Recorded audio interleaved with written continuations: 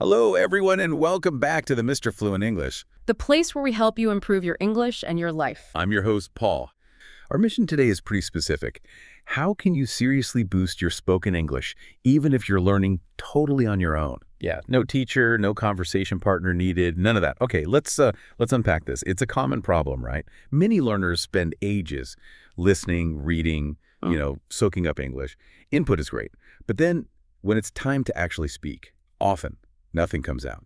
Or it's halting. It's like the bridge between understanding and speaking just isn't there. Why is that specific step so tricky? Well, it's really about active versus passive learning. They use different parts of the brain. Listening and reading, that's mostly recognition. Speaking, that's generation. You have to create it.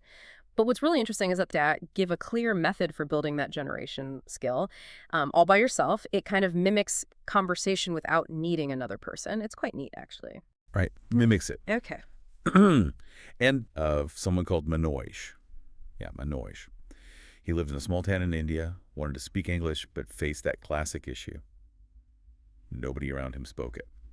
Total isolation, linguistically speaking. Imagine that pressure, wanting to practice, but having literally no one. Exactly. And he was doing all the things you're supposed to do, watching YouTube, listening to music, reading books. He learned a lot. But when he actually tried to speak, the words just didn't come out. He got nervous. And he had this key realization. He was learning English, definitely, but he was not speaking it. Big difference. Wow, yeah. That distinction is crucial. He was probably stuck translating in his head, right? Which just slows everything down. And that fear, the fear of messing up, even when you're alone, that's a huge mental block. It really is. So how did you get past that? What was the breakthrough? The turning point was finding this very specific technique. It's all about active processing. So instead of just watching a short English video passively, he'd watch a bit, pause it, and then this is the important part. He'd try to express the same message, the same core idea, but using his own words, not just repeating. Ah, okay. So focusing on the meaning, not just copying the sounds of the exact script. I see. That's how he started building that bridge from input to output. The material says he began with really short things, like, the boy is running. Yes, started small. Very simple phrases. But then moved on fairly quickly to more complex sentences like, the boy was running because he was late for school, he was figuring it out alone. He was, and that progression shows the method works, step by step. And the sources actually give this technique a formal name. Imitation. Imitation. Okay, let's dig into that, because imitation can mean different things. My first thought is just parroting, hearing something and saying the exact same thing back. Shadowing, maybe? How is this formal imitation different? That's a really important clarification. Shadowing is mostly about pronunciation, rhythm, maybe speed. You're mimicking the surface features. This imitation method is deeper. You listen, you understand the message, and then you reconstruct that same idea using your own vocabulary and grammar. It's about expressing the meaning in your style, forcing your brain to work differently. Right, reconstructing it. Okay, I get the what. But why is that act of rephrasing so much more effective? Why does using our own words lock it in better than just repeating the words we heard? Oh, well, think about memory. Repeating uses short-term recall. Fine for sounds, but rephrasing. That forces you to decode the meaning and then actively search your long-term memory for the right words and structures to express that meaning differently. You're manipulating the language, not just echoing it. It makes the neural connections stronger. Okay, so it's not just recall, it's active retrieval and manipulation. You're building the ability to create sentences on the fly. Let's use the example from the source material to make it super clear. The original sentence Manoj heard was, she goes to the market every Saturday to buy vegetables. And his imitation, his version, was, she buys vegetable from the market every Saturday. See, same core meaning. But he changed the verb structure slightly, maybe simplified it a bit. He made it his. It's about taking ownership of the language structures. That's what makes it stick and become usable later in real conversations. That makes perfect sense. Okay, fantastic. So we know what imitation is now and why it works. Let's get practical. How does someone listening right now actually do this consistently? The source material gives a really clear 3-step process, which is great. Step 1, start easy. Focus on comfort. What does that look like? It means really basic stuff first. Don't jump into complex topics. Short, simple phrases or sentences. You listen, pause, and say it out loud. Clearly. What kind of sentences? Super simple. Things like, I like tea, or she is a teacher, stuff you hear in beginner lessons or simple dialogues. The goal isn't complexity yet. It's just getting used to the physical act of speaking English, hearing your own voice. building that basic comfort. No pressure. Right, breaking the ice with yourself, essentially. Okay, once you're comfortable with that. Then comes step 2. Try longer sentences, focusing on paraphrasing. This sounds like the real core of the method. This is where the, let's say, heavy lifting happens. You listen to a slightly longer sentence, maybe one with a couple of clauses. You pause it, and then you actively try to say the same idea but change the structure. Use your own words. Can you give an example for this step? Sure. Let's say the original is, he didn't go to school because he was sick. Your imitation might be, he was sick, so he stayed home. Or maybe, because he felt unwell, he missed school. See? Same information, different sentence structure. You're practicing flexibility. Right, but hang on. If I'm changing the words and I'm doing this alone, how do I know if my version is grammatically correct? Couldn't I just be practicing mistakes? That's a fair question, but think about the input. You're starting with correct English, right? So you make your attempt. If it feels awkward, you're unsure, what do? You immediately replay the original. You compare, they use this structure here. Your brain gets immediate feedback by comparing your attempt to the correct model.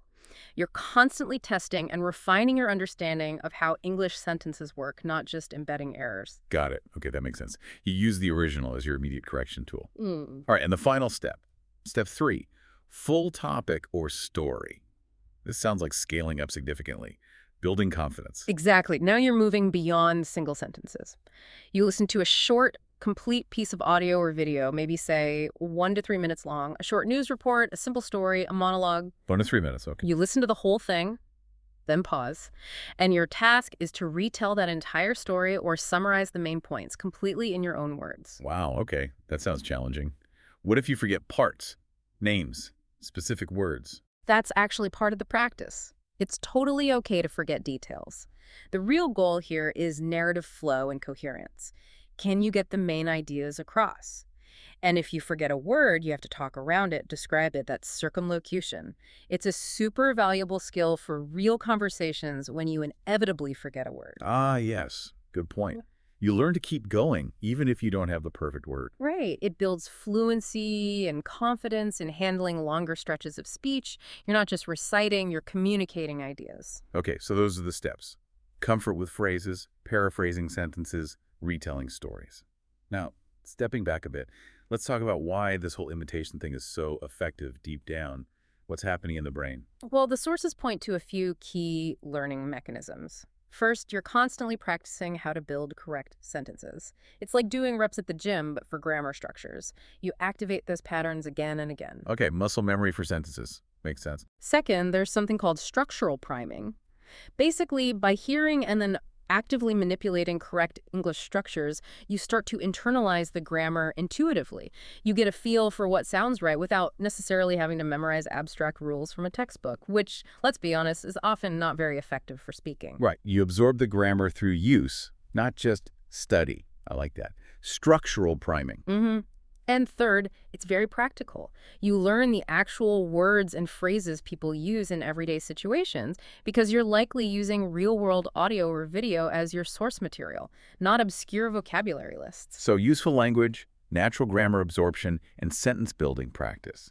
And weaving back to Manoy, a huge element must be psychological, right? It tackles the fear. Absolutely. Practicing consistently like this in private means you can make mistakes without any embarrassment. You lower the stakes. You build confidence quietly, on your own terms. You prove to yourself you can do it. It really emphasizes the independence of it all. It does. You don't need a partner. You don't need a class. You just need, well, your voice, some time, and the determination to practice.